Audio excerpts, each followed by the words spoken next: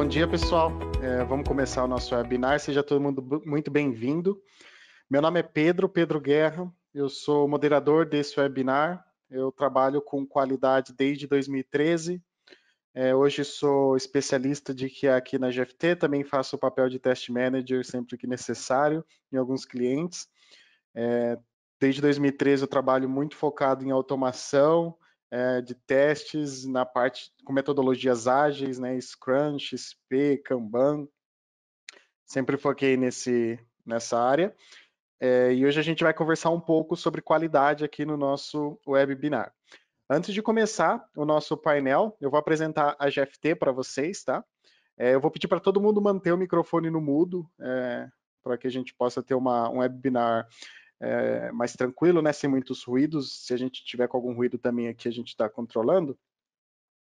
Então, verifique se o áudio de vocês está no mudo, verifique se todo mundo está conseguindo me escutar nesse momento que eu estou falando, provavelmente sim, né? Quem não tiver não vai saber que eu pedi para verificar. Se vocês tiverem dúvidas, quiserem mandar perguntas, vocês têm aí a seção de perguntas no webinar, então fiquem à vontade, elas vão ser respondidas no final do nosso webinar.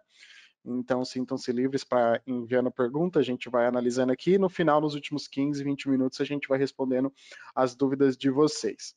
A GFT é uma empresa multinacional alemã, ela está presente em 15 países, a gente conta com um time de 6 mil colaboradores, mais de 6 mil colaboradores, a gente tem uma base boa de clientes no mercado mundial. Hoje a gente tem um catálogo de ofertas que a gente atende a parte de Digital Transformation, consultoria de negócio, Agile, a Core Application, a parte de Salesforce e a parte de qualidade. A gente tem um foco muito grande em qualidade. A gente atua no mercado financeiro, seguros e indústrias, com consultoria, solução digital e gestão de aplicações outsourcing. Essa é a nossa linha de serviço na GFT. E a gente já tem os próximos eventos, então quem tiver com o celular aí, quiser fazer o scan do QR Code, a gente vai ter o podcast de Cloud Security e tem o GoBS, que é a nossa solução Open Banking. Então quem quiser, eu vou deixar aqui um tempinho para o pessoal poder escanear o QR Code dos nossos próximos eventos. Eu volto esse slide provavelmente no final, para quem conectar posteriormente.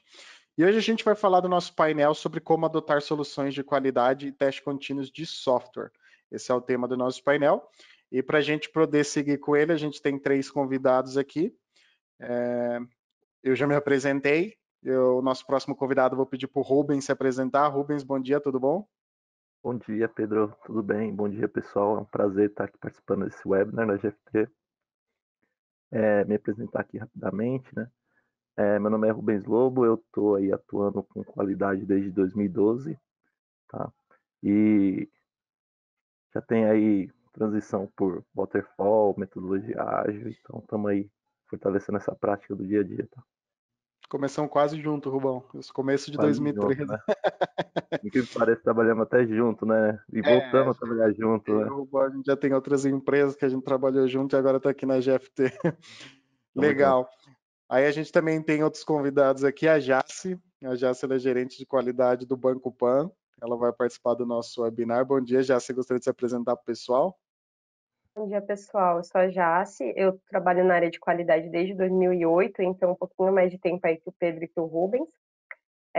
Espero trazer bastante conhecimento para todo mundo. Legal, seja bem-vinda, Jace. E a gente também tem um outro super convidado aqui com a gente, que é o Albert. Ele é Tech Lead do Serasa Experience. Albert, se você quiser se apresentar também, bom dia, seja bem-vindo ao nosso webinar. Bom dia, Pedro. Bom dia, pessoal. Sou Albert Vieira, estou na área de qualidade também em 2010, entrei, então tem um tempinho também. E estou na Serasa Experian há 7 anos já. Também passei por toda essa transição do Cascata, Agile, então espero que seja bem bacana essa conversa aí. Legal. Eu vou parar agora de compartilhar minha tela, até porque a gente não tem uma apresentação, o webinar ele é mais um bate-papo. Então a gente vai começar a nossa conversa aqui. Eu vou perguntar para o Rubens. Rubens, eu queria ouvir um pouco de você. O Rubens está na GFT, ele é o nosso especialista de QA. Ele é bastante focado em projetos mais Brasil, mas o Rubão suporta tudo que vem pela frente, né, Rubão? Qual é a sua percepção? Qual que é a sua percepção do nível de maturidade, de qualidade nas empresas, tecnologias que elas estão usando hoje em dia, relacionada ao mercado Brasil, mas se você também quiser passar uma visão fora Brasil, sinta-se à vontade. Bacana, Pedro. Uma pergunta bem interessante aí quando a gente fala de maturidade, né? Qualidade está muito imerso aí quando a gente fala em oferecer um produto sem defeitos, um produto que as pessoas possam usar, né, sem ter aquele impacto de aquela insatisfação. E, cara, o valor que um software funcionando bem, ele agrega muito ao ponto que, se encontra defeito, você tem uma quebra de expectativa. E eu costumo dizer assim que tudo está relacionado à expectativa, né? Mas eu venho observado assim nas empresas no geral que cada empresa tem um nível de maturidade, né? Por exemplo, tem empresas que têm um nível inicial, outras empresas estão no nível mais otimizado, mas no geral todo mundo busca a eficiência, né, desse processo. Como melhorar a eficiência no dia a dia e como alcançar o resultado, né, a eficácia, né, em si. Então esse é o processo que geralmente quando eu entro numa empresa, olho, é o que eles estão buscando. Aí vem aquele monte de coisa, né? Como é que eu melhoro a eficiência? Talvez com automação, ferramentas, processos, o que está aderente aos métodos ágeis que pode ser aplicado. Então tudo isso ajuda com que a empresa alavanque no dia a dia as expectativas ali dos seus clientes finais. Assim, em linhas gerais é isso, né? Mais ou menos. Se vocês quiserem complementar, fique à vontade também, tá? Uma coisa que eu sempre foco, Rubão, de qualidade, é um assunto extremamente importante, né? Que às vezes a gente não consegue nem sempre medir o valor que ele traz. Eu sempre falo assim, imagine empresas como Netflix, como a Uber, como o iFood aqui no Brasil, se eles tivessem aplicações que não tivessem um alto padrão de qualidade. Será que eles teriam o sucesso que eles têm hoje? Imagina toda vez que você vai assistir um filme no Netflix, você dá o play e trava o filme. E não é sua conexão. Você vai dar o play no filme A, roda o B. Você vai fazer um pedido de comida no iFood, na hora que você vai processar lá, dá erro no seu pedido, você não consegue pedir. Será que eles teriam o sucesso que ele tem hoje? Então, nível de qualidade, a gente tem muita coisa que a gente consegue medir, mas tem uma que é muito difícil de medir, que é a reputação da empresa. A imagem que a empresa passa no mercado, né? A marca da empresa no mercado. A qualidade, ela arranha essa marca de forma que você não consegue mais mensurar o prejuízo que você tem com a falta de qualidade. É um valor intangível, né? A gente não consegue medir o quanto uma empresa está deixando de ganhar, de faturar, por ter produtos com defeito. Eu, por exemplo, não usaria. Se eu estou vendo que o iFood toda vez que eu vou usar dá problema, eu já teria mudado para Uber Eats, alguma outra solução. Então, assim, a solução é extremamente importante, né? E nem tudo a gente, infelizmente, consegue medir, mas todo mundo sabe o valor que ela tem. E até voltando um pouquinho nesse gancho aí, mais no passado, né, quando a gente está numa era aí de transformação digital, e isso foi impulsionado pela pandemia. A gente vê assim que cada vez, se aquela empresa pequena não tinha a ideia de que ia entrar no mercado digital, ela foi forçada a entrar, né? Eu acho que vocês vêm observando isso porque era uma tendência, hoje se tornou uma necessidade, é uma realidade de todas as empresas. Mas se a gente pegasse assim, vamos, sei lá, comparar o Uber e nível de prestação de serviço. Se você pegar aqui os táxis de São Paulo, como era o serviço, né? Um serviço de baixa qualidade. Isso tudo a gente acaba falando sobre qualidade, né? Aí você tem um serviço de táxi que tem uma baixa qualidade, você para pegar um táxi era difícil, dependendo da região que você está, você nem conseguia, e entrou o Uber com uma sacada assim de, cara, vou trazer qualidade para o meu cliente. E a gente está falando de qualidade de software, né? Mas qualidade está em tudo, né? Quando você faz um trabalho com qualidade, você consegue atender a expectativa do seu cliente, você alcança resultados que agradam. E isso traz as pessoas para próximo, né? É igual aquele, a gente está lá desenvolvendo ali no Squad, a gente está testando, está acompanhando e está garantindo ali a qualidade, né? Não é bom quando chega na sexta-feira a gente consegue fazer aquele deploy em produção e, tipo, Sexta caramba, não, como ficou bom, né? E não deu nenhum problema, assim, um incidente assim emergencial de ter que desligar a funcionalidade via toggle ou alguma coisa assim, porque a gente fez o nosso trabalho bem feito e ninguém ficou preocupado. Foi todo mundo para casa descansar, né? Você vê que a qualidade ela afeta até o nosso conforto no trabalho, no dia a dia, né? A gente está ali como um suporte para o time mesmo, né? Nessa prática de engenharia aí de garantir a eficiência e também a eficácia do resultado final. Isso é muito interessante. Acho que até pegando um pouco do gancho dessa evolução da qualidade, né? Até por causa da pandemia, talvez esses os últimos 2 anos, 1 ano e meio de pandemia, você vê o mercado como está aquecido de qualidade, né? Você vê todo dia tem vagas surgindo, empresas menores que estão focando nesse quesito que antes não era tão focado. O pessoal às vezes tinha aquele estigma de vamos pegar qualquer pessoa ali para fazer um teste. E achava que isso era qualidade. Pronto, está pronto para ir para o mercado. Mas não é bem assim, né? Ainda bem que foi evoluindo. Hoje em dia, até com metodologia ágil, a gente já consegue integrar muito bem o desenvolvimento. Então, quando a gente pensa em desenvolvimento, a gente já está pensando em qualidade junto, não é só desenvolver. Então, qualidade está desde o começo, né? A gente já está, antes mesmo de desenvolver, a gente já tem aquele feeling, já consegue verificar o que a aplicação precisa ter, quais os critérios que a gente precisa que tenha, né, o mínimo possível. Isso, então, hoje eu acho que foi uma evolução bem bacana. Hoje a gente está num cenário que, ainda bem, né, porque o software tem uma complexidade maior do que outras coisas. Desenvolver um software não é tão simples, então precisa também ter um trabalho muito bem específico ali, garantindo essa qualidade. E aí, até trazendo um pouco pro novo perfil do nosso analista de qualidade, né? Antigamente a gente falava muito em testar campinho, hoje a gente se preocupa muito mais com o negócio, com o que de fato está sendo entregue, o que está trazendo de valor para o nosso cliente, né? Então muda muito, inclusive, o perfil do nosso analista de qualidade. A gente começa a ter os outros times, né, que participam do processo de desenvolvimento, o nosso dev, o nosso PO, são pessoas que hoje já participam de todo o processo de qualidade, né? Então, pensando já numa história muito bem escrita, pensando em critérios de aceite, trazendo um pouco de conceitos de pirâmide de testes, então trazendo o meu dev já para somar junto no nosso teste. Então, são coisas que no final trazem um resultado para a empresa como um todo, né? Eu acho que mudou muito, né? Porque antes a qualidade ele era uma fase no final do processo, era o que o pessoal enxergava e ainda enxergava essa fase como a fase que vai atrasar a entrega. Era a percepção que eu tinha, né? Hoje eu vejo que eles enxergam que qualidade é uma cultura, na verdade. Não é uma fase. A qualidade ela tem que estar desde o início, quando você pensa, vou fazer tal coisa. Seja software, que nem o Rubão falou, seja qualquer outra coisa, seja um restaurante, seja uma construção, ela tem que estar desde o início. Quando você vai fazer ali a base, um alicerce, qualquer coisa já tem que ter qualidade.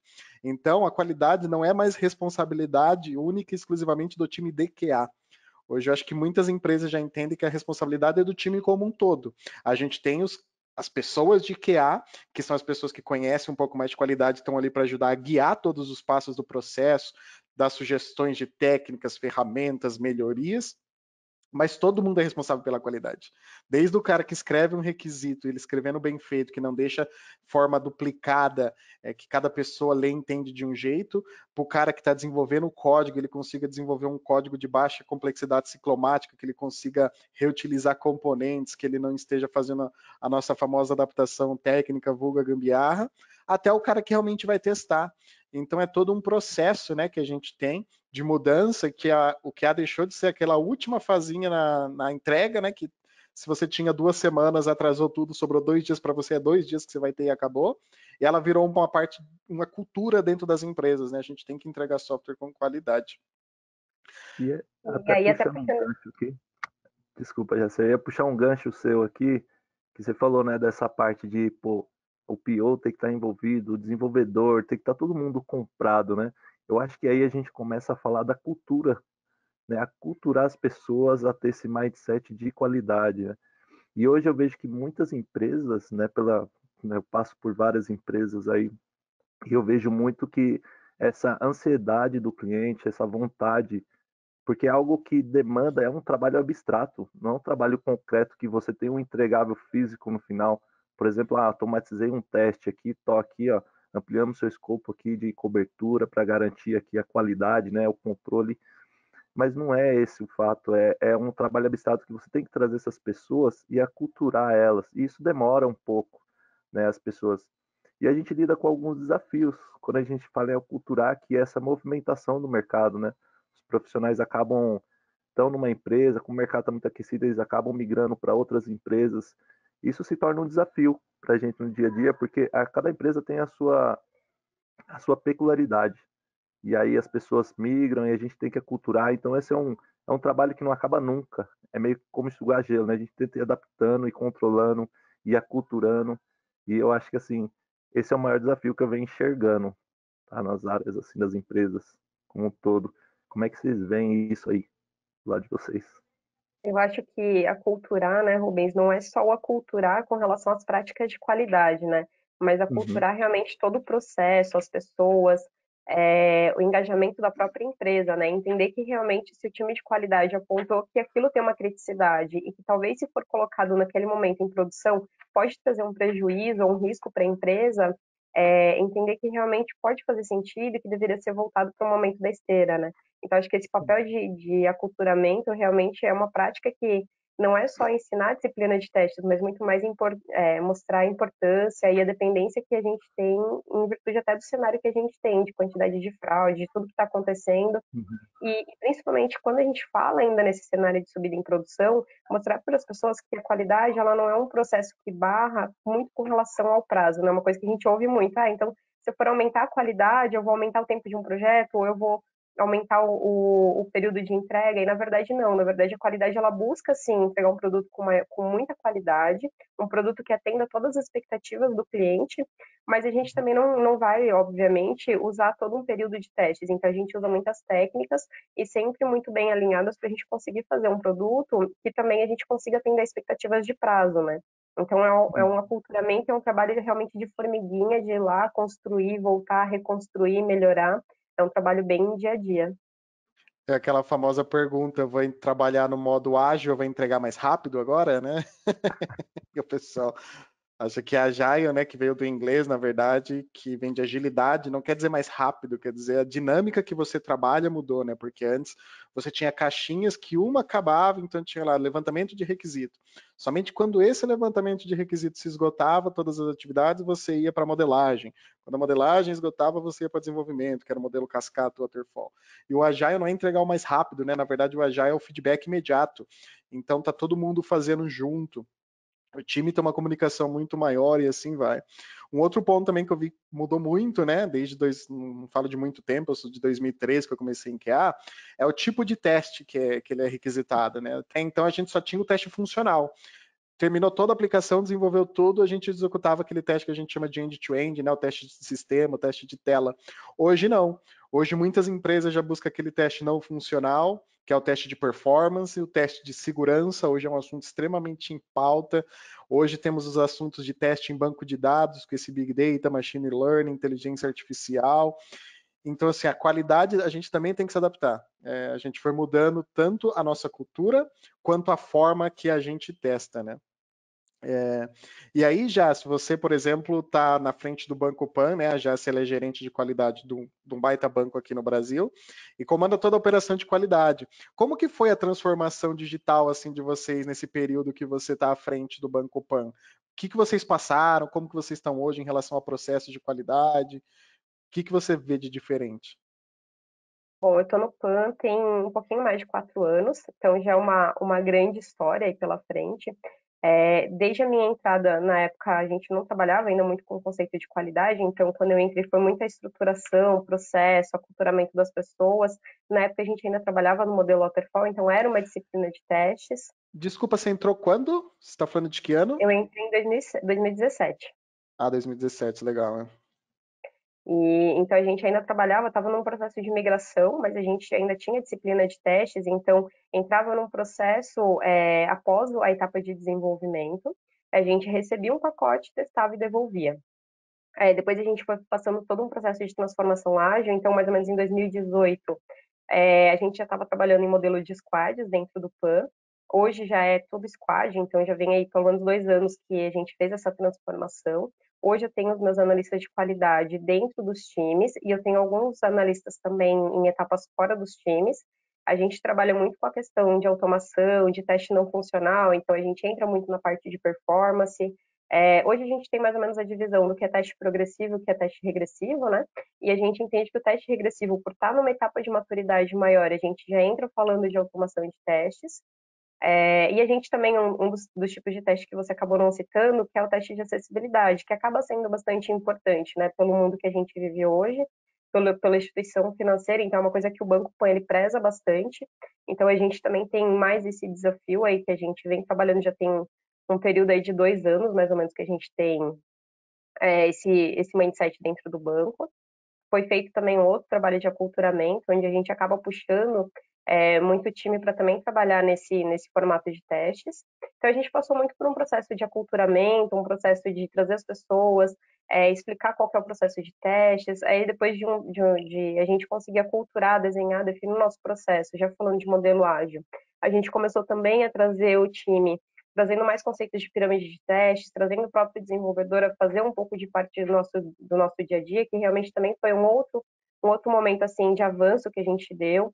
Hoje a gente está no momento de falar mais de shift left, então o quanto antes a gente conseguir pegar um defeito, né, aplicando a regra 10 de Maier, quanto antes a gente pegar, menos custo a gente vai ter, menos impacto a gente tem no nosso projeto, então isso faz um pouco de parte do nosso dia a dia, né? O time de qualidade hoje no PAN, ele está mais ou menos com 100 pessoas, né?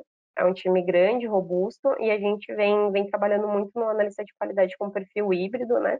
Já falando um pouco mais de cultura de chapter, falando um pouco de inovações, então a gente traz muito esse conceito de automação, de performance que foi falado no começo. Legal. Você citou os chapters, vocês trabalham hoje com o conceito de chapter, né? Você queria dar uma explicada aqui para o pessoal, fazendo um favor, como que funciona o chapter no Banco Pan, como que vocês têm Bom, implementado? o chapter a gente vem num conceito sempre de melhoria, né? Então a gente tem algumas pessoas que são referências dentro do time e que puxam determinados temas, né? O chapter ele é muito mais dentro do PAN, até o conceito de mercado, mas eu acho que a gente trabalhando no mundo de tecnologia, cada um puxa um pouquinho de ganchos paralelos, né? Então, o chapter, como a gente aplica no PAN hoje, são pessoas que têm um nível de conhecimento em determinados temas e que vão puxando e trabalhando com os demais times. Dentro do chapter também a gente tem guildas semanais, né, com time de qualidade, onde o próprio time é quem puxa, levam os temas, vão evoluindo e saem conteúdos para voltar para a semana seguinte e evoluir diversos temas. Então, o próprio time se auto-organiza. A gente trabalhou muito, por exemplo, com o tema de automação, então a gente tinha uma pessoa que ficava afastado, né, da squad, ele puxava os temas, criava os padrões, aculturava os times e acompanhava, e depois ele ia para uma próxima squad. Então, foi até um formato que a gente fez para conseguir alavancar a automação dentro dos times. Legal. Você tá falando desde 2007 a 2021, né? Em 4 anos. Olha a esteira de mudança, 2017. né? Que a gente 2017, desculpa. Nesses últimos 4 anos, olha a esteira, né? A mudança tanto de mudança que a gente teve. Vocês tinham lá a área de teste, mas não era uma qualidade, não era uma cultura dentro da empresa. Hoje vocês trabalham com a squad, tem os chapters para o pessoal poder compartilhar o conhecimento entre eles, né? Bem legal. Aí tem o Albert também, né? O Albert ele é da Serasa, tech lead da Serasa. O Albert já está há bastante tempo na Serasa, né, Albert? Então você também deve ter visto todo uma timeline, né, uma linha de tempo de evolução nos processos de qualidade. Você queria comentar um pouco para a gente também como que você vê toda a evolução que teve no Serasa também, que todo mundo deve conhecer o Serasa, né? Como que foi todo esse processo de transformação digital, principalmente focado na área de qualidade da Serasa? Sim, sim. Como eu comentei, eu entrei na Serasa no finalzinho de 2013. Então, já tem um tempinho, né? Ainda, apesar de o Agile já ser bem antes de 2013, mas na Serasa ainda a gente estava naquele modelo cascata, como a maioria das empresas aqui no Brasil nessa época. Então estava bem forte, a gente tinha uma equipe separada, específica de testes, que entrava no processo só no final também. Então era aquele formato bem cascata mesmo, conhecido. E durante esse tempo mudou muitas coisas, a gente teve transformação digital aqui dentro também, foi a parte de começar os times ágeis, começar com o processo, começar com tentar formar essa cultura, né, que não é algo fácil, a cultura acho que é o ponto mais difícil de se alcançar. Acho que a cereja do bolo é quando aquilo já é uma cultura da empresa, né? Já nasce dessa forma. Mas acompanhei todo esse processo, a formação de squads, trabalhamos com squads aqui também, temos o chapter de QA, a Serasa tem N produtos, às vezes a gente conhece mais a parte de dívidas, meu nome está na Serasa, mas isso é só uma partezinha do que a Serasa tem. A Serasa tem uma gama 10% enorme, nem isso, né? é uma gama enorme de produtos que vai até agronegócio, tem diversos que às vezes não é muito conhecido das pessoas, né? A gente conhece mais a parte que está na mídia, mas a gente tem várias squads dentro da Serasa. Eu atuo como tech lead em uma tribe específica que a gente cuida de produtos para pessoa jurídica. E dentro dessa tribe a gente tem várias squads com QAs, então todas as squads, o bacana é que a gente tem que ter um QA, faz parte do time, né? Não ficar de fora, como algumas vezes a gente tenta ver algumas empresas falando que tem um agile, mas é um cascata meio disfarçado, mas tem sempre um ou dois analistas com foco em qualidade, que não é o cara que só vai testar. Então, acho que a Jas comentou do perfil híbrido, então a gente tem bastante também aqui. É o cara que automatiza, o código de automação desse cara também vai passar por uma validação. A gente tem testes de segurança que está bem forte hoje no mercado, o Pedro comentou. A gente tem a parte de Veracode, os analistas de qualidade toda hora ficam validando os relatórios, retestam correções, ajustes de vulnerabilidades. A gente tem a parte de pentest também, que também está super em alta, os testes de penetração, que são, acho que um dos cores, né? Hoje, para vazamento de dados, ainda mais a Serasa, que trabalha muito fortemente com dados, essa parte de segurança pega bastante. A gente tem teste de performance, então hoje a gama também de testes na Serasa é bem bacana, é bem distribuído. A gente atua desde o começo da demanda, então quando o PO traz, que a gente já começa a fazer os refinamentos técnicos, a gente já está pensando ali, está todos, enfim, atuando junto, pensando na qualidade.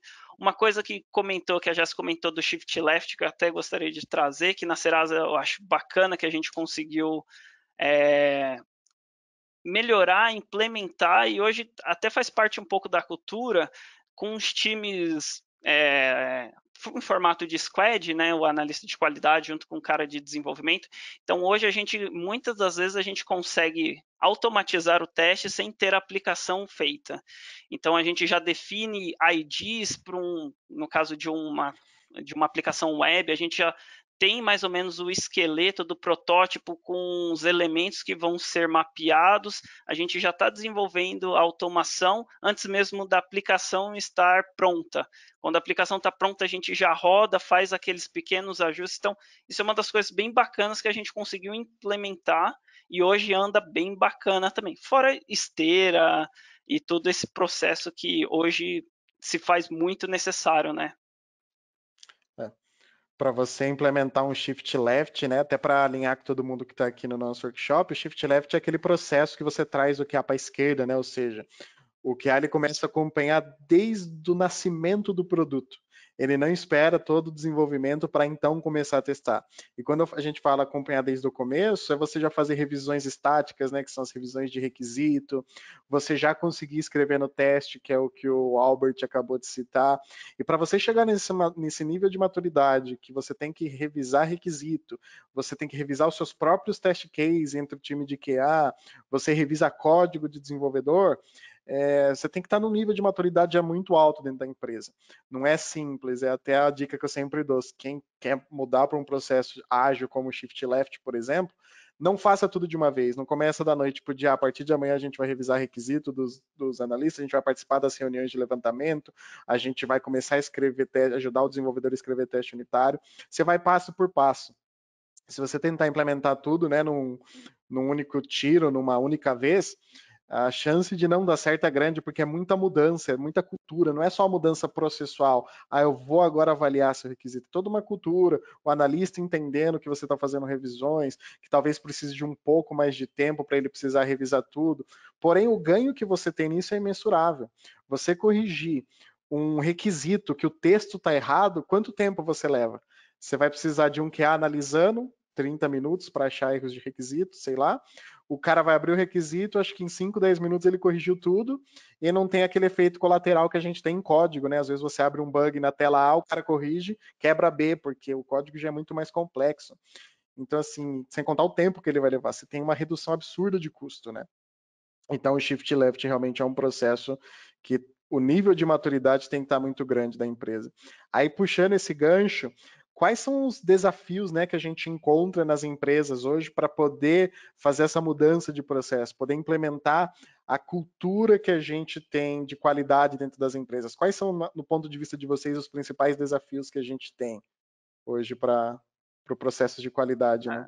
Acho que até puxando esse gancho aí que foi comentado do chapter, né? Um dos desafios que eu vejo hoje, como a gente está em squads, então dependendo da empresa tem N produtos diferentes que tem complexidades diferentes, a gente fica muito naquele mundo, né? Então eu tô aqui na minha squad, eu tenho um backlog, tenho que entregar, e às vezes você difundir um chapter é um meio, né? Mas difundir o compartilhamento de conhecimento entre todos os QAs daquela empresa, para, enfim, reaproveitamento, rapidez, não precisar sofrer as mesmas dores que outro time, outras pessoas já sofreram.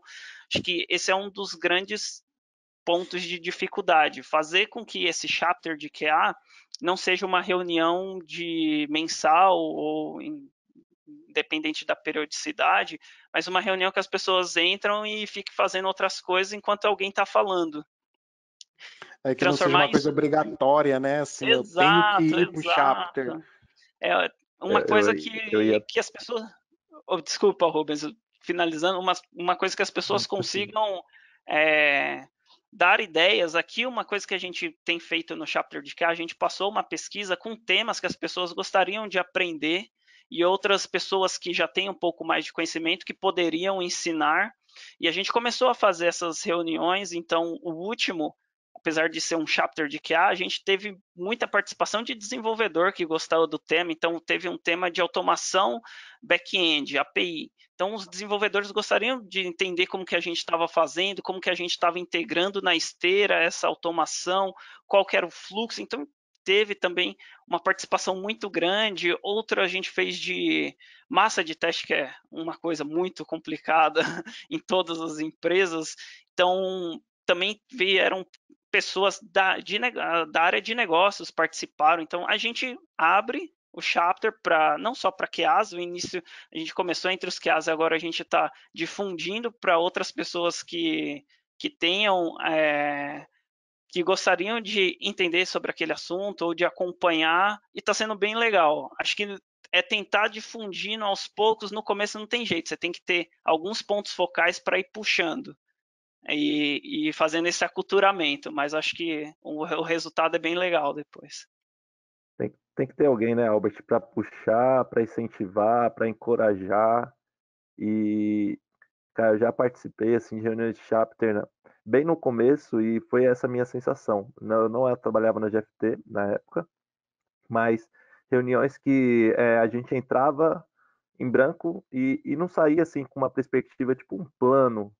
A gente não criava um backlog, mesmo que a gente não tivesse uma data para entregar, mas que a gente pensasse assim, cara, o que a gente vai fazer dessa reunião? O que é a saída dessa reunião? Senão fica uma coisa vaga, né? Você vai para a reunião, você conversa, você discute problemas, mas a gente não discute traçar uma solução. E isso pode tornar essa iniciativa, né, perder assim, o foco da iniciativa, que é tão legal. E até complementando, hoje na GFT a gente tem, né, inclusive o Pedro deu aí um treinamento sobre o Cypress, e foi bem bacana, porque envolveu todo mundo da GFT.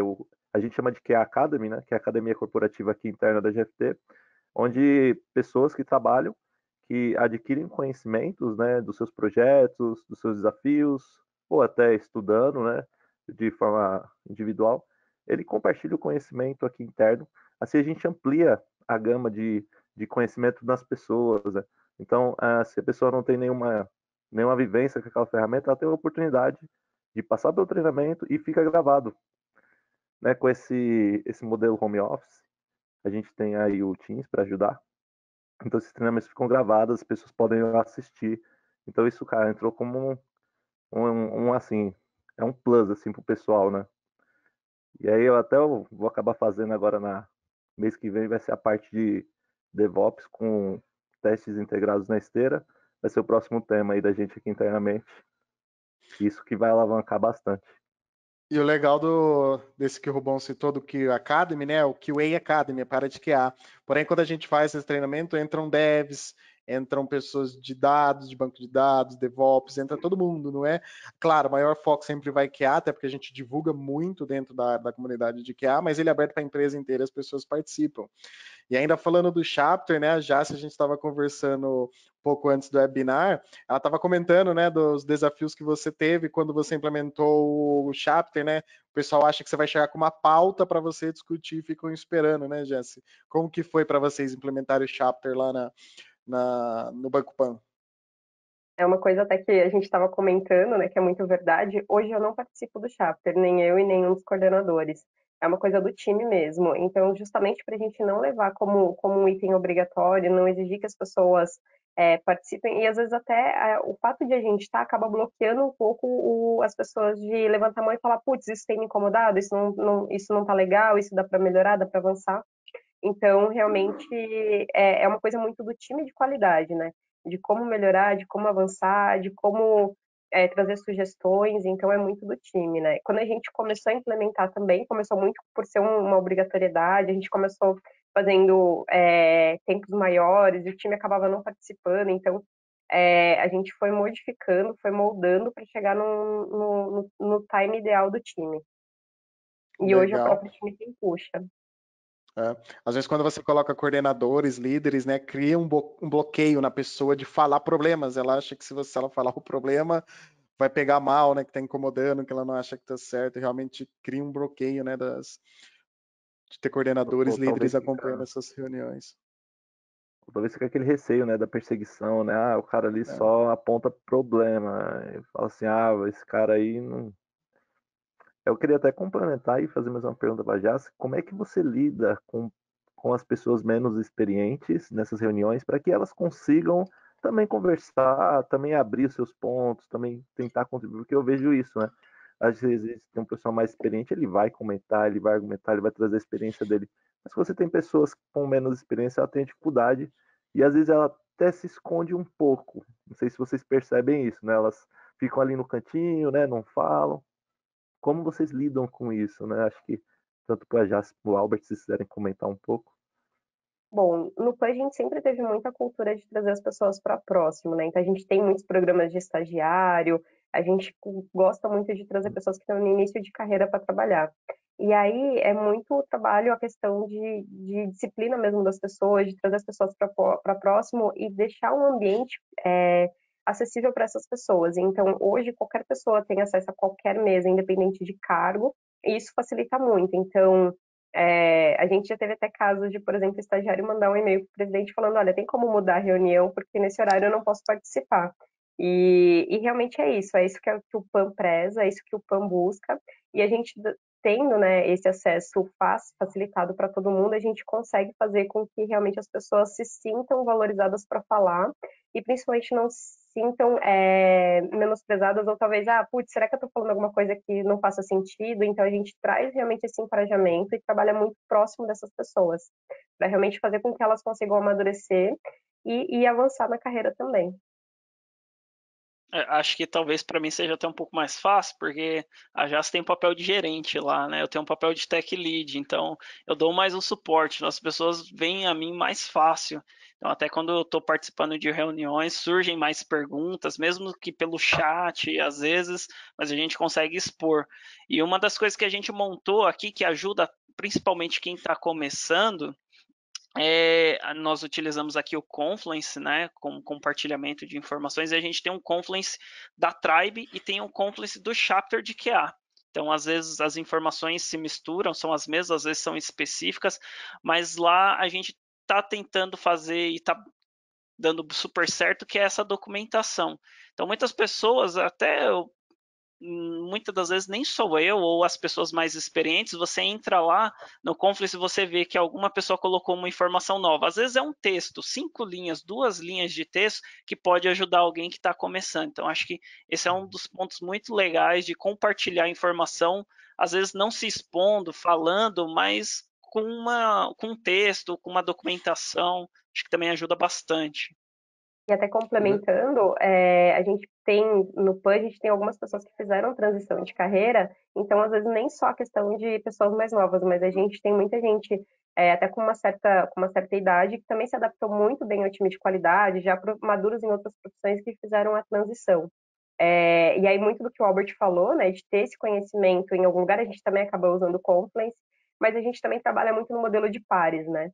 Então, eu sempre tenho alguém dando um apoio mais próximo a cada uma das pessoas que acabou de entrar no time, independente, às vezes, até de nível de maturidade, porque às vezes a pessoa é sênior já no tema de qualidade, mas acabou de entrar no banco, então precisa conhecer um pouco da cultura, se adaptar. Então, a gente costuma muito trabalhar sempre como se tivesse um parzinho lá dando esse suporte para as pessoas. Legal.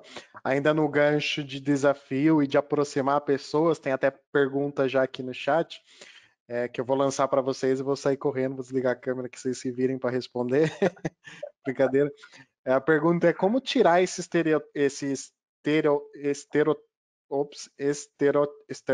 né? Estereótipo, boa, desculpa. Como tirar esse estereótipo que nós de qualidade somos inimigo dos devs? Que sempre tem aquela coisa, né? O dev tá achando que eu tô ali só para ficar apontando os erros dele. Então, às vezes cria mesmo, né? É imperceptível, mas cria tipo uma rixa entre o time de qualidade e o time de desenvolvimento. Como trabalhar com isso, né? Para quebrar essa barreira, tirar essa cultura que a gente não é inimigo, na verdade. Está todo mundo ali trabalhando para o mesmo objetivo final. Se a gente tem um barco com pessoas remando só um lado rema, você não vai chegar onde você quer, né? Como que vocês lidam com isso? Eu acho que isso fazia muito mais parte ainda no modelo de cascata, né? Eu acho que na época que a gente tinha uma disciplina de testes isolado, isso era assim, se não falar 100%, mas era 99 ponto alguma coisa por cento. Hoje, trabalhando no modelo ágil, o time entende já que a gente tem uma entrega e que, independente do cargo da pessoa, se é dev, se é QA, se é PO, todos estão ali por um principal objetivo. E o objetivo é uma entrega com qualidade para atender a expectativa do cliente, que volta muito na fala do Rubens no início, né? Então, eu acho que todo mundo está muito com esse foco. E aí, você trabalhando dessa forma, você acaba não criando essas barreiras entre as áreas, né? Mas quando a barreira ela já existe, né, que a gente tem muitos cenários também de mudanças aí de métodos ágeis, então, às vezes, a barreira já está criada. E aí, para a gente conseguir tirar um pouco dessa barreira, é realmente fazer um trabalho muito de parceria, mostrar que você não está lá, uma frase que eu uso sempre em toda reunião dentro do time. O time de qualidade ele não tá para pegar defeito, muito pelo contrário, o time de qualidade está para garantir que não tenha defeito. Então eu acho que aí é o começo do mindset que a gente precisa começar a mudar. A gente está lá para falar, Dev, olha só, quanto antes a gente pegar esse defeito e corrigir, é melhor para ambos. A gente não está aqui para apontar o que você está fazendo ou o que a gente não está fazendo. Então, realmente trabalhar com essa cultura de time, de tamo junto, que a gente consegue com certeza agregar valor e quebrar esse estereótipo. Eu concordo. Inclusive, com essa transição para o ágil aqui, acho que melhorou muito essa visão que tinha antigamente. E um relato aqui dos times que eu suporto, muitas das vezes, até nas plannings, os desenvolvedores mesmo, eles chegam e falam, não, eu não estou confortável de dar uma pontuação assim, porque para essa atividade, para essa história, a gente tem que fazer mais testes e tudo mais. Então, às vezes, parte até do próprio dev, porque a gente, no final das contas, vai estar todo mundo no mesmo dia da implantação para validar que aquilo vai subir ou não. No final das contas, vai estar aqui na Serasa, nós costumamos a fazer as implantações à noite, né, da noite para a madrugada, para não ter impacto no produto, então vai estar todo mundo na madrugada ali, implantando e validando que subiu. Então, no final das contas, a gente vai E se passar a der noite em claro problema, é junto. todo mundo até 7 da manhã. Então, assim, Exato. a gente está tentando salvar a nossa pele de não ficar até 7 da manhã acompanhando o deploy em produção, né? Esse é o nosso objetivo, não é apontar suas falhas, né? Acho Eu, que eu é vou, realmente isso. eu vou até compartilhar aqui um momento oposto a esse, né? Que assim, pô, é a hora que você tem o maior prazer do trabalho que você faz, né? Teve um dia eu estava trabalhando numa empresa X e eu estava lá numa squad imerso ali nas atividades, né? E a gente tinha uma review já programada junto com o cliente. E aí o dev, o que que ele fez? Ele alterou o código, tipo, acho que foi questão assim, de 2 horas antes. Aí o Scrum Master falou, cara, não era para você ter mexido. E agora, e se não funcionar? Aí eu falei, não esquenta a cabeça, eu vou rodar aqui a automação. Aí eu rodei a automação. Cara, não pegou nenhum defeito. E aí, tipo, o dev se sentiu super confortável. Ele falou, caramba, Rubão, você salvou a review, porque não ia dar tempo de voltar o código, né? E aí o que aconteceu? Na verdade, a gente começou a ficar super parceiro, né? Ele alterava, ele precisava, ele me chamava, falava. E aí foi que eu comecei a fazer a transição do que eu tinha de artefato para ele poder utilizar. Né? A gente começou a unir forças, né? E aí virou o contrário. E aí ficou, meu Deus, super certo isso, a parceria que a gente teve nessa experiência aí, nessa squad. E aí, tudo isso que se fala, né, de inimigo e tal, cara, e vai ver a gente tava tomando cerveja no barzinho do lado e comendo amendoim lá, comemorando as entregas, né? Foi muito bacana. Eu acho que a cultura ágil, né, por ela ter esse feedback imediato, então assim, você achou um defeito, você não tem que abrir um defeito e deixar lá no sistema e falar, pronto, fiz minha parte, né? Pelo Uhum. contrário, vai conversar com o desenvolvedor, olha o que está acontecendo aqui, explica para o cara, compartilha a tela, chama numa call, mostra o que está acontecendo, ó, tá vendo? Esse cenário aqui não está funcionando, ou seja, você não mudar para uma cultura mais ágil, né, o seu perfil de testador de uma forma que você dá um feedback mais imediato, é mais comunicativo, você quebra essa barreira. E o que o Rubão citou, uma coisa também que eu sempre falo, né, a qualidade ela aumenta a confiança do time. Se você mexe, por mais que quebre, mas você consegue ter esse feedback muito rápido do que quebrou, o time se sente mais confiante, o desenvolvedor se sente mais confiante de fazer uma mudança. Porque assim, eu também já trabalhei com desenvolvimento. Eu sei como é quando o cara chega, pede uma coisa diferente pra gente, a gente já fica até com medo. Fala, putz, eu vou ter que mexer em tal tabela pode quebrar lá, e você faz já pensando que vai quebrar. Então, assim, quando você tem o teste, por mais que você saiba que vai quebrar, você sabe que o teste vai pegar, porque você sabe que ele tá ali para te ajudar a entregar aquela feature, aquela funcionalidade. Então, acho que essa cultura ágil, principalmente, ajuda a quebrar muito essa barreira.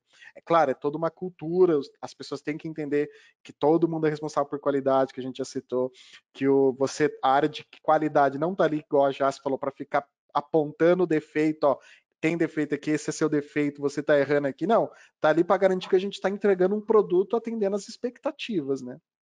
Isso é muito importante. A Uma gente outra coloca um pergunta também que. prevenir Oi? defeito. Prevenir, Já melhor acho que prevenir que essa remediar, né? Com certeza. Acho que o QA que atua na prevenção ao invés de achar defeito aí o melhor do papel que a gente tem de QA é essa parte, né? Uma outra pergunta aqui que colocaram no nosso chat é o que é mais importante, ser leal ao time ou ser leal ao cliente? No caso da Jace e do Albert, né, eles já são funcionários, não atuam como consultores, né? Mas assim, no ponto de vista de vocês, também o Rubão, que atua muito como consultor, né? Acho que a vida inteira eu também. O que é mais importante, o Rubão, ser leal ao time ou ao cliente? Eita, deu uma cortada aqui no áudio por causa da internet, você pode repetir? Sim. O que é mais importante, ser leal ao time ou ao cliente? Ser leal ao time? Não entendi Ou essa ao parte. cliente? O que é mais importante? Você ser leal ao time ou ser leal ao cliente? Ser leal. Ser leal Isso. ao time ou ao cliente, né? Cara, me colocou em rédea curta, hein? Essa pergunta Já aí. mandei pra Pegou. você. Porque aí eu fico em cima do muro, né, cara? Mas assim, Eu posso te eu acho que ajudar? pode. Eu ia só colocar assim que o importante é a gente ser transparente no nosso trabalho, não é a gente ficar escondendo as coisas debaixo do tapete, cara. Ah, pra que eu vou esconder? E no final vai aparecer lá o insetão, né? O bugzão lá baratona. E aí, Vai prejudicando todo mundo. todo mundo, entendeu? Mas já, se conta aí, complementa, por favor. Não, eu ia falar que o processo de qualidade, ele é o mesmo, independente se você está na visão de cliente ou se você está na visão de consultor. Então, no final do dia, você tem que ser leal a você, às coisas que você acredita, principalmente, manter a transparência que o Rubens falou e seguir muito o que você entende de qualidade, que com É. certeza você vai estar entregando para os dois lados. Eu acho que a transparência é a chave, né? Porque você sendo transparente, você está sendo leal com todo mundo. Quando você E, escolhe ser leal com o outro, provavelmente você não está sendo transparente com uma parte. Então, assim, se você achou um bug, todo mundo tem que estar ciente. E aquilo não é um defeito do time, é um bug que acontece, são humanos que estão desenvolvendo, da mesma forma que o time de QA não vai encontrar alguns bugs que estão lá. E não é porque o time de QA é ruim e a gente quer. O desenvolvedor vai chegar e vai falar: olha lá, QA, tem bug aqui você não achou, né? Não é essa cultura que a gente tem que ter, né? Então a transparência, quando você é transparente, você está sendo leal com todo mundo, com você, com o dev, com o negócio, com todos do time. é engraçado que até nos pilares da agilidade fala, né, sobre transparência. E a gente tá ali no dia a dia, né? Pô, cara, por que eu vou, né, ficar escondendo alguma coisa ou tentando ser aquele, né, ou espertão, né, achando que tá se dando bem ali no momento, cara, não rola isso. Isso aí tem que trabalhar com bastante caráter, né? Tem que ser proativo, transparente e enfrentar os desafios. E aí, Albert, o Legal. que você faria? Não, Vai mas nessa linha vocês também? já mataram aí a transparência. Eu acho que assim, tem que ter opiniões divergentes dentro do time, então não é uma pessoa que vai estar certa. Acho que tem que ser transparente com o time e com o PO ou com o cliente, dependendo do cenário que você trabalha. Então todos têm que saber que se não for feita uma entrega, se não dá tempo, é por isso, por aquilo. Só que todos têm que estar cientes. Eu acho que é a transparência. Então não adianta falar, vou esconder aqui, vou testar mais ou menos, a gente entrega, acho que não é esse bem o foco, né? Precisa ser bem claro, ó, com esse tempo que tá, a gente não consegue talvez validar mais, fazer um trabalho melhor, porque não é possível, não é humanamente possível, mas Onde é tem que ser cobertura, claro. Legal. onde é O pessoal cobertura e tudo mais. perguntou aqui dos desafios de automação, né? Que a gente está nesse papo, na verdade, já tem uns 20, 30 minutos. O pessoal elogiou o Chapter, né? O Chapter. Só também para alinhar, a gente falou muito Chapter, não sei se a gente chegou a explicar. O Chapter nada mais é do que uma reunião de alinhamento de conhecimentos. Então, assim, às vezes você tem esteiras, times que estão trabalhando em produtos diferentes, só que às vezes o time A está encontrando dificuldade para achar massa de dados e o time B tem uma solução. Só que como os times eles trabalham separados, às vezes nas squads, né? Eles não se conversam. Então, o chapter é uma forma de você trazer todo um conhecimento para que todos saibam o que está acontecendo nos outros times e às vezes as soluções que outros times adotaram, você pode adotar no seu produto, que é aquilo que estava te bloqueando. Então o pessoal elogiou aqui no chat o Chapter.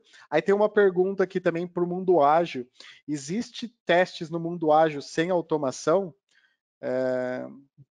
Como que funciona? Você consegue imaginar o mundo ágil sem automação de testes? Quem quer comentar? Eu posso comentar um pouco. Na verdade, assim, a automação ela é muito importante, a gente usa muito, acelera muito, traz muita agilidade, mas tem outras técnicas de testes que é tão importante quanto. Então, por exemplo, saber fazer um teste exploratório, que não é simplesmente abrir uma tela e sair clicando. Então, são coisas que é muito importante, a gente usa muito o conceito de teste exploratório dentro do banco, muitas vezes não dá tempo de fazer uma automação, ou às vezes o ambiente não está 100% íntegro para rodar uma automação. Então, a gente usa muito o conceito de teste exploratório. A gente tem, inclusive, uma menina dentro do time, a Ingla, que ela é especialista em teste exploratório e é sempre muito bem usado. Então, a gente roda a automação, mas a gente sempre acaba usando o conhecimento dela também na parte de exploratório, por exemplo. Legal. Ô, Jesse, ainda antes de mudar de assunto, o Rubão ainda vai comentar. Aqui no chat também o pessoal elogiou. Não tenho pergunta, apenas um elogio. Trabalhei no Banco Pan ano passado por outra consultoria. Muito boa empresa e bem organizada, diretores e coordenadores sempre disponíveis para ajudar. Parabéns pelo trabalho. O pessoal mandou aqui no chat. Eita, muito bom ouvir isso, viu? Parabéns, hein? Parabéns. É isso Feedback, aí. né? Esse é o resultado, né? Feedback imediato. Você quer comentar, Rubão, sobre o mundo ágil e automação? Sim, eu queria comentar, né? Porque vai ser vou comentar bem rápido aqui, mas no começo, quando a automação começou a vir, né? E é a febre da automação, né, as pessoas que não tinham um bom conhecimento em teste ou conhecimento mais superficial falavam assim, cara, quero automatizar tudo. Eu falei, já, meu Deus, como você vai automatizar tudo? Não dá, cara, não tem como. Tipo, mas o que a gente deve automatizar começa a ser a questão, né? E aí eu uso muito uma técnica de teste chamado teste baseado em risco, onde a gente equilibra o tipo de prática ou técnica de teste a ser aplicado de acordo com o risco do negócio. Então, se você tem um risco lá, um nível alto, e aí você tem um nível alto, você considera manter uma cobertura através da automação para garantir o monitoramento, para mitigar o risco daquele produto, daquela feature que vai para a produção. Ao ponto que, se você tem um risco baixo, você pode tratar isso com testes exploratórios. Os testes exploratórios sempre vão complementar a sua estratégia de teste. E eu vou dar um exemplo aqui que um amigo meu, ele trabalha testando mobile, ele falou assim para mim, Rubão, você quer quebrar uma aplicação? Qualquer aplicação mobile? Eu não sei se vocês já repararam, as pessoas mais idosas, né, elas aumentam as telas, o zoom dos aplicativos, então as letras ficam grandes. Pega qualquer aplicativo e muda o tamanho da fonte dele e tenta usar o aplicativo. Isso é um teste exploratório que a automação não vai fazer. Tá? Ele Então entra isso meio só que na pode ser aplicado acessibilidade, no eu teste acho, exploratório. até nesse teste. Né? Já você até Esse comentou. teste porque você se coloca no lugar da persona, né? Então você se coloca lá no lugar de uma pessoa de 70 anos, aposentado, que vive em casa, né? Então assim, cara, como é que eu vou simular uma pessoa dessa, né? Então você começa a se imaginar. E aí você faz esse tipo de teste. Nossa, você começa a ver que a aplicação ela quebra funcionalmente. As letras uma em cima da outra, a questão de acessibilidade já começa a piorar, então aí você começa a ver, né? Isso aqui não daria para automatizar. É feeling humano, então tem que ser feito manualmente. Mas é um teste complementar.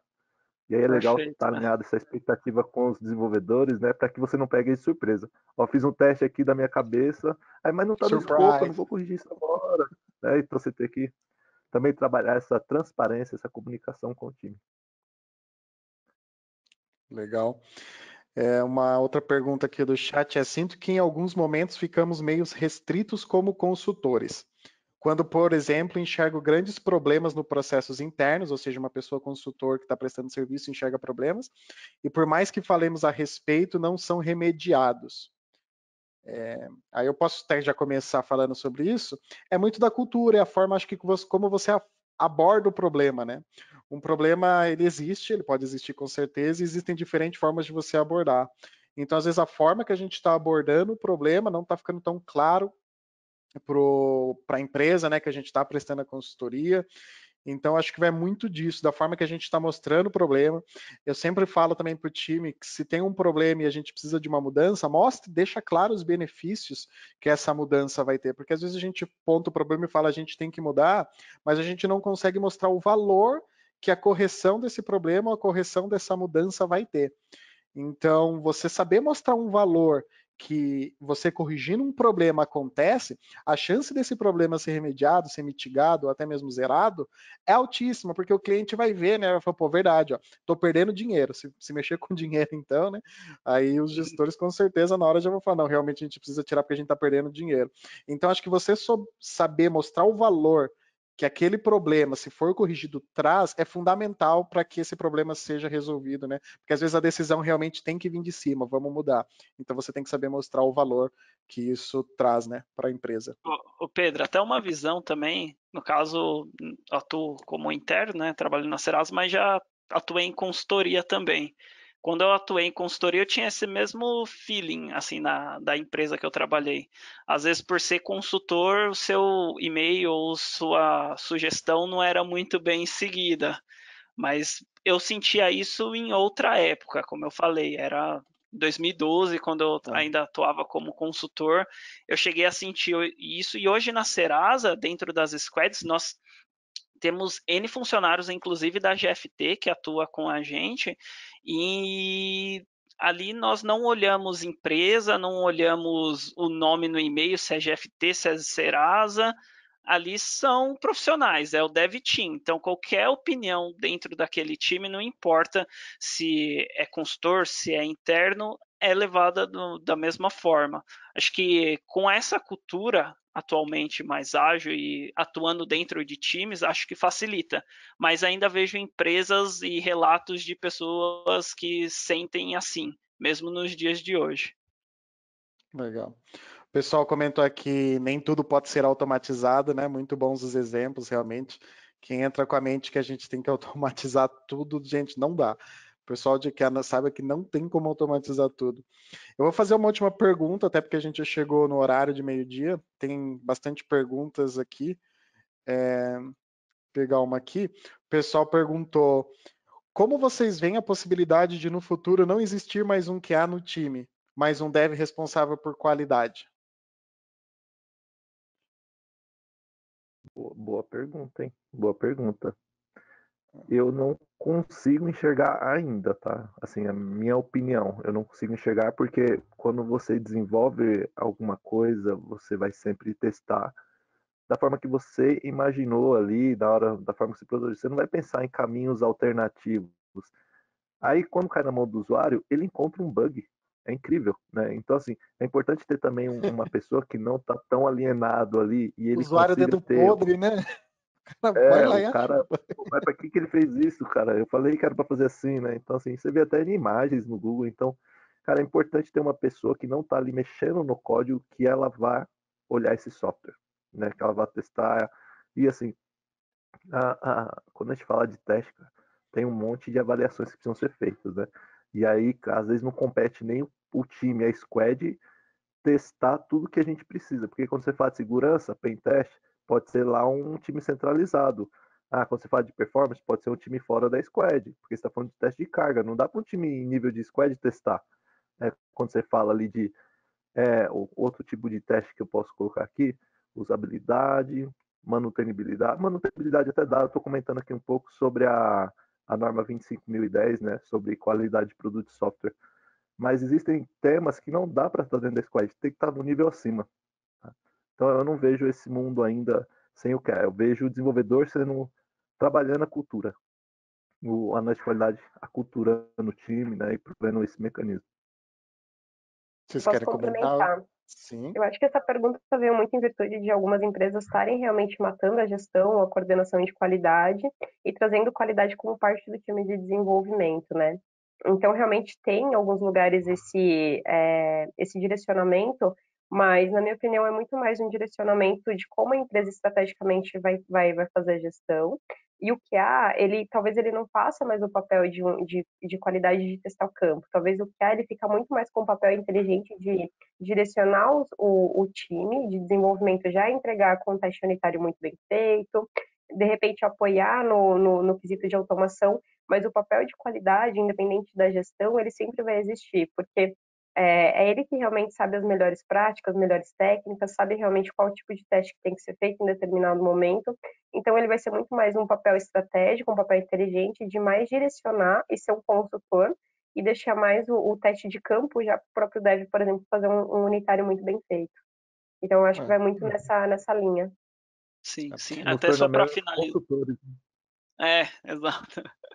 Só para finalizar o último comentário aqui, realmente que a Jace e o Rubens comentou faz total sentido. Eu também não vejo assim, eu vejo o QA dentro do time de desenvolvimento. Dentro do time de desenvolvimento nós temos N skills. O QA tem um skill maior com técnicas de teste, de qualidade. Dentro de teste, a gente tem uma gama enorme: mobile, teste de segurança, teste de performance, que também, às vezes, um único profissional não tem todo esse conhecimento.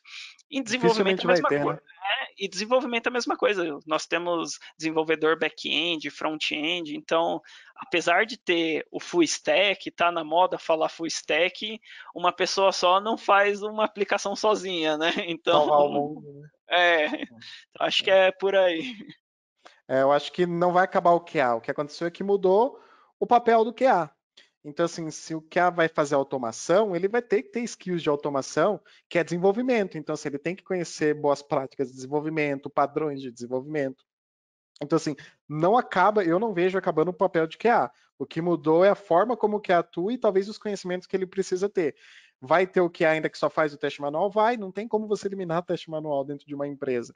Só que assim, se você quer trabalhar com automação, não vão colocar um dev no seu lugar, porque o dev ele sabe codificar, mas ele não tem conhecimento de técnicas de teste, dos níveis de teste, de como testar uma aplicação. Ele vai fazer muito teste redundante, só vai aumentar o número de escopo, sendo que não está aumentando a cobertura, e assim vai.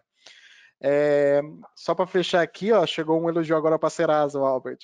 Um elogio, eu sou ex-funcionário da GFT e hoje sou Serasa, ambas empresas estão de parabéns. E isso que o Albert disse sobre como a Serasa vê os consultores, eu sempre senti desde quando eu trabalhei como GFT lá. Então estão todos de parabéns. É como o Leis disse, está prazeroso de ouvir.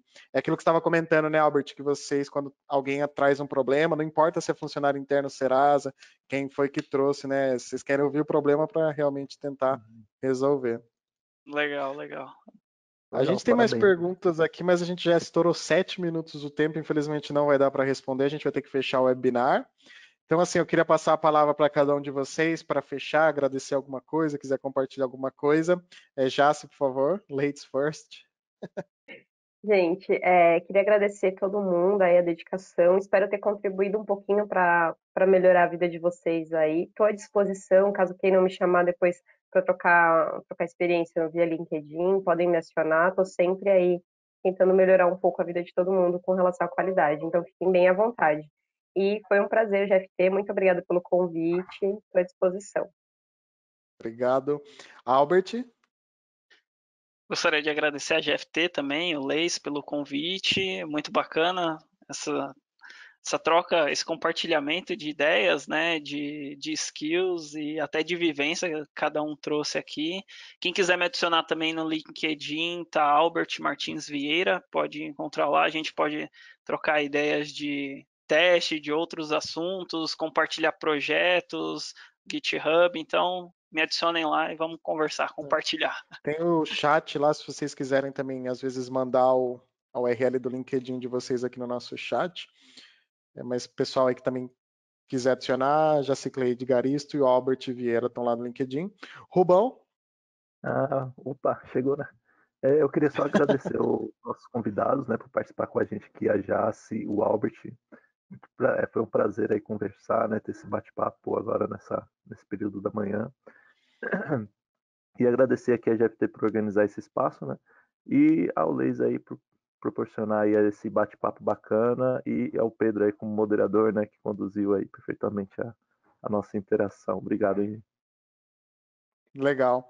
Queria agradecer então também a Jace e o Albert por estarem cedendo o tempo deles aqui no nosso workshop, né? Imagina que o Banco Pan cheio de entregas, o Serasa cheio de entregas, e a gente aqui batendo esse papo, ajudando, né, nosso time de QA, a nossa área de QA aqui, com ideias, com insights para o pessoal evoluir. Agradecer ao Rubão também aqui da GFT, estar participando, agradecer a própria GFT por estar organizando esse webinar, agradecer a todo mundo que entrou também, vocês comentaram bastante, teve bastante perguntas, a gente pede até desculpa não ter conseguido responder todas, realmente choveu perguntas aqui no chat, a gente vai tentando responder algumas durante o nosso bate-papo, depois a gente focou bastante em perguntas, mas não deu para responder todas, mas eu agradeço a participação de todo mundo que comentou, que assistiu, que conseguiu sair com alguma ideia, seja de chapter, seja de implementação de processo, cultura, shift left. Acho que a gente trouxe bastante informações para vocês. Vou fechar então o nosso webinar aqui. Eu desejo para todo mundo uma ótima quinta-feira, né? Uma boa tarde para todo mundo, já passou do meio-dia, uma ótima sexta e adicionem as pessoas aqui no LinkedIn para a gente continuar trocando figurinhas e acompanhem os eventos da GFT no próprio LinkedIn da GFT, no Instagram da GFT, a gente está sempre divulgando. Beleza, pessoal? Então valeu todo mundo, brigadão, até a próxima. Tchau, pessoal.